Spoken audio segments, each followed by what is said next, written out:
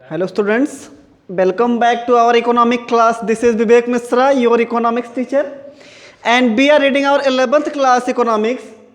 Our today's chapter is chapter 6, price elasticity of demand.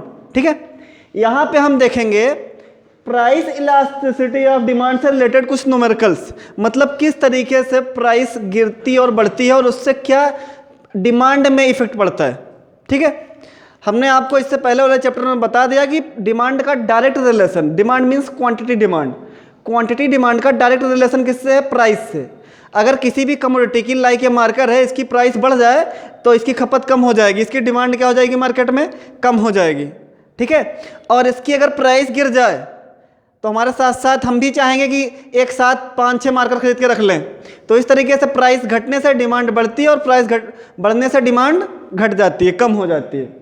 तो उसी से रिलेटेड डिमांड के बढ़ने और घटने से डिमांड में क्या आती है, इंक्रीजमेंट और डिक्रीजमेंट मीन्स इलास्टिसिटी। ठीक है, और उसको कैलकुलेट करने के लिए आज हम एक फार्मूले के थ्रू कैलकुलेट करेंगे किस तरीके से प्राइस डिमांड में क्या आती है, इंक्रीजमेंट या डिक्रीजमेंट। हमारे पास फार्मूला है इलास्टिसिटी इन डिमांड का, निगेटिव फॉर्म में percent change in quantity demand. पहले क्या निकालना है, percent change in quantity demand divide by percent change in price. पहले हम देखेंगे कि क्वांटिटी डिमांड कितने परसेंट चेंज हुई है, किसके रिस्पेक्ट में, प्राइस के रिस्पेक्ट में। ठीक है, न्यूमेरिकल एक हमने ले रखा है, आप देख सकते हैं।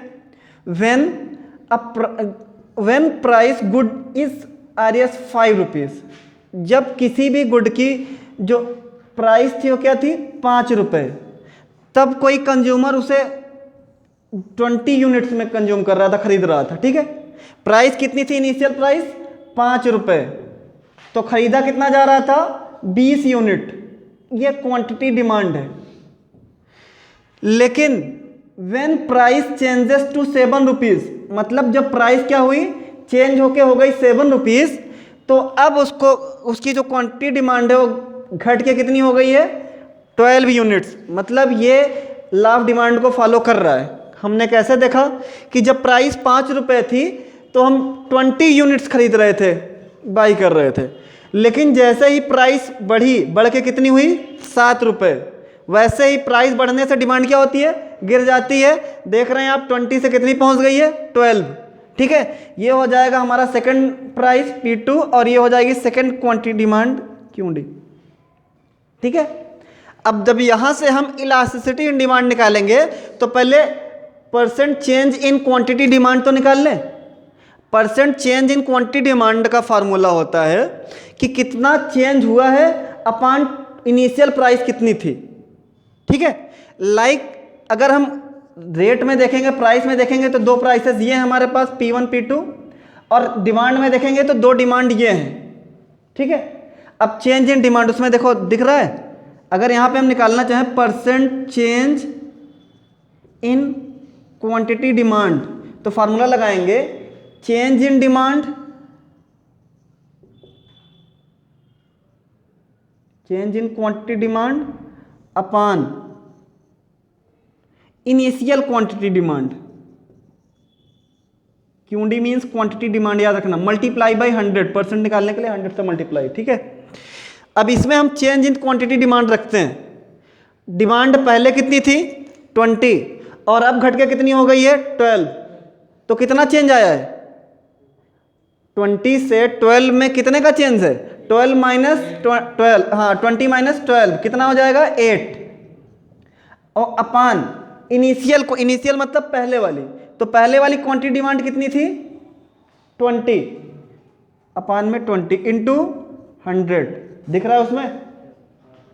अब यहाँ पे जब हम इसको सॉल्व करेंगे तो ये 8/20 इंटू 100, 25 जा 100, 8 5 जा 40, इतना परसेंट चेंज आ गया। ठीक है, क्लियर है कि नहीं है। हमने क्या किया, चेंज इन क्वांटिटी डिमांड देख ली, कितना चेंज हुआ था डिमांड में। पहले 20 यूनिट्स खरीद रहा था, रेट बढ़ने की वजह से 12 यूनिट पे आ गया है, तो चेंज हुआ 8 यूनिट का।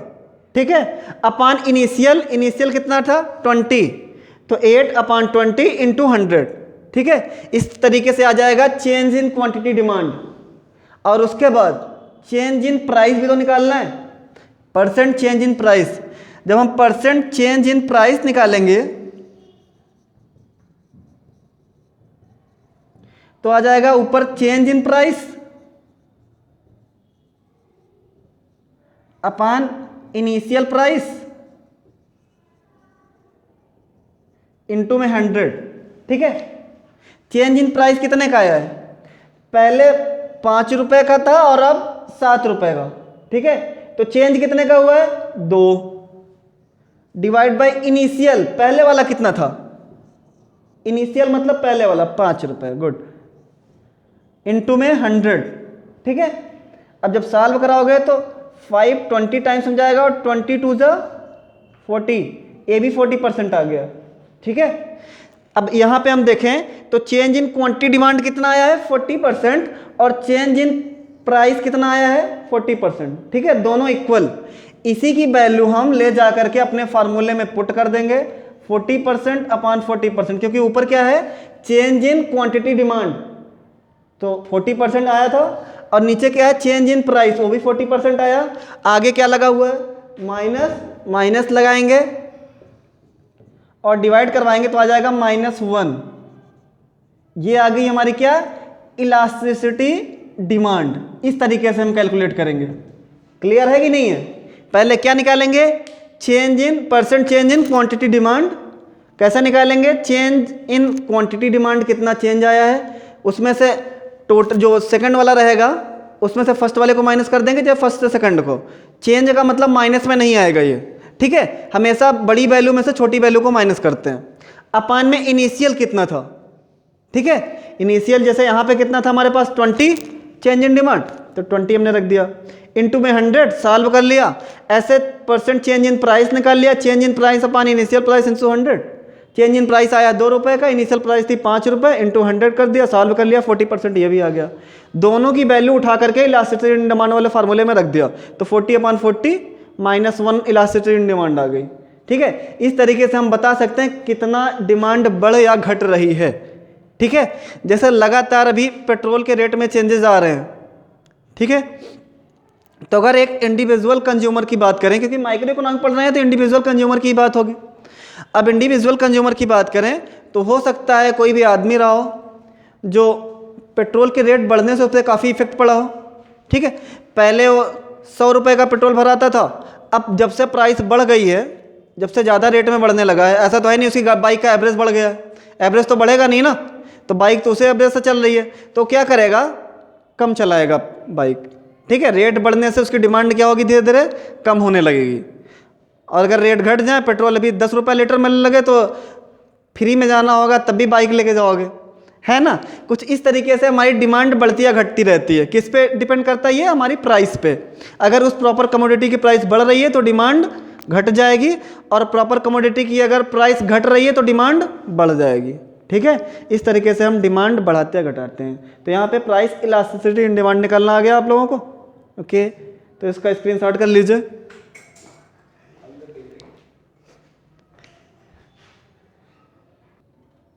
हाँ, तो यहाँ पे ये जो माइनस साइन है आप लोगों को दिखाएगा क्या, कि क्वांटिटी डिमांड और प्राइस का इनवर्स रिलेशन है, अपोजिट रिलेशन है। ठीक है, माइनस क्या बताएगा कि इन दोनों का प्राइस और डिमांड का इनवर्स रिलेशन है, मतलब प्राइस के बढ़ने से डिमांड घट जाती है। अगर डायरेक्ट रिलेशन होता, लाइक अभी हम कुछ चैप्टर बाद सप्लाई पढ़ेंगे जो प्रोड्यूसर करेगा, वहां पे हम देखेंगे प्राइस इलास्टिसिटी इन सप्लाई, वहां पे डायरेक्ट रिलेशन आपको दिखेगा प्राइस और सप्लाई का। ठीक है, डिमांड का इनवर्स रिलेशन है लेकिन सप्लाई का डायरेक्ट रिलेशन होगा। तो यहाँ पे इसलिए हम यहाँ पे माइनस साइन यूज कर रहे हैं। ठीक है, और ये हमारी वैल्यू कितनी आ गई है, -1। -1 क्या, यहाँ पे चेंजेस आ रहे होंगे ना, ये चेंज इन प्राइस कितना था 7 - 5, सही है। ये चेंज इन डिमांड माइनस, ये माइनस में आएगा, तो ये वैल्यू -40 पहले से रहेगी, माइनस माइनस प्लस हो जाएगी। ठीक है, इस तरीके से आप सॉल्व करेंगे। दूसरा क्वेश्चन मैं इसी पे अपने आप से एग्जांपल दे रहा हूं, देखो उसके बाद बताना है।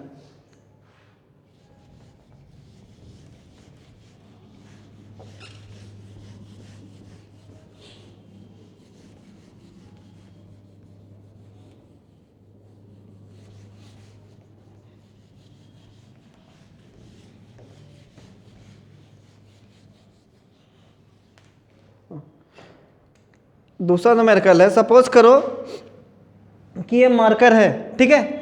जब 5 रुपए का मिलता था, जब इसकी प्राइस 5 रुपए थी, तो हम खरीद रहे थे 10 मार्कर, मतलब इसकी क्वांटिटी डिमांड कितनी थी, 10 मार्कर की, ठीक है।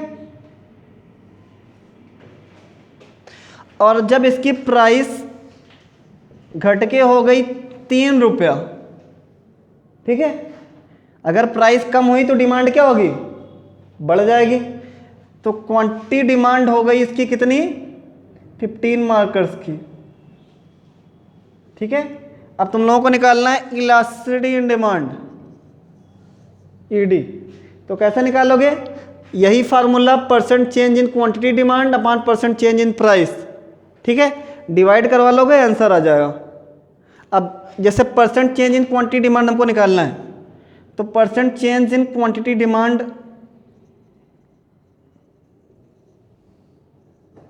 चेंज इन क्यूडी क्या था, change in demand upon initial demand. Demand पहले वाली कितनी है 10, दूसरी वाली कितनी है 15, ठीक है। चेंज इन डिमांड कितने किया ही 5, ठीक है, अपॉन में इनिशियल कितनी है 10, पहले कितनी थी 10, तो इनिशियल वाली कितनी हो जाएगी 10, इनटू में 100, सॉल्व कराएंगे आ जाएगा 50, ठीक है। दूसरा निकालेंगे परसेंट चेंज इन प्राइस, हाँ, तो कितना हो जाएगा percent change in price, change in price upon initial price. Change in price कितने का है 3 - 5, कितना हो जाएगा 3 - 5 अपॉन में 5, इनिशियल प्राइस कितनी है 5, इनटू में 100, ठीक है। 3 - 5 कितने हो जाएगा -2, -2 होगा ना, अपॉन में 5 इनटू में 100, सॉल्व करोगे आ जाएगा 20, ये -40, ठीक है। दोनों की वैल्यू उठा करके उसमें रख दोगे, पहले से माइनस है ही इलास्टिसिटी इन डिमांड में, है ना, सीधे वैल्यू रखोगे। चेंज इन क्वांटिटी डिमांड कितनी आई है 50 की, upon change in price -40, solve करवा लोगे ये आ जाएगा 1 कितना आएगा 1 टाइम जाएगा 4 2 8 4 5 20, 1.25 ईडी आ गया, ठीक है। इस तरीके से आप लोग कैलकुलेट करेंगे इलास्टिसिटी इन डिमांड, ठीक है। जितने में न्यूमेरिकल दे रखे हैं आप लोग देखिएगा। और यहाँ पे अगर कोई पूछता है कि माइनस क्यों लगा हुआ है, तो बताना है कि इन दोनों का डिमांड और प्राइस का कैसा रिलेशन है, इनवर्स, एक के बढ़ने से दूसरी कम हो जाती है, एक के घटने से दूसरी बढ़ जाती है, इसलिए यहाँ पे माइनस का साइन शो करवाते हैं, ठीक है। इस तरीके से आप प्राइस इलास्टिसिटी इन डिमांड का पूरा न्यूमेरिकल सॉल्व करोगे। 2 से 3 न्यूमेरिकल आपकी बुक में दे रखे हैं, ओके।